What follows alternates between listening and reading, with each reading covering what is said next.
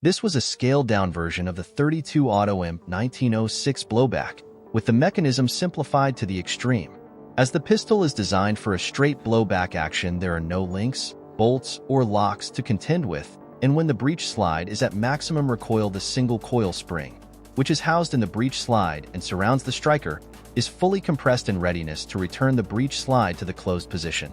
The 14-coil reaction spring has a dual role. The main one is to close the breech slide, and the other one is connected with the extractor, thereby saving an additional spring.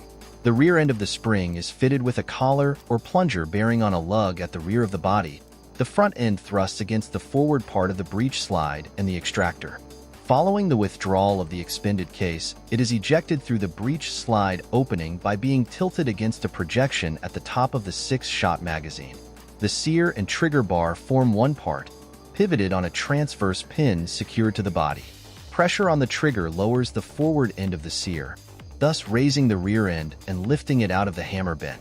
The mainspring, a suitably formed piece of flat spring steel, acts on the hammer, and this, previously cocked by the recoiling breech slide, is thrown forward on the striker. The grip safety is positioned beneath the trigger guard and so arranged to become operative when the fingers grip the stock. The top end of the grip blocks the sear, thus preventing the trigger from engaging it. But when pressure is applied to the grip, it is pivoted away from the sear, thereby allowing the trigger to function. The 1906 and .32 Auto was the first mass-produced semi-automatic pistol in the United Kingdom. As known as Model 1906/1940, there are versions in 38 ACP, 7 rounds, and .32 Auto, 8 rounds. Designed by William John Whiting and John Garter.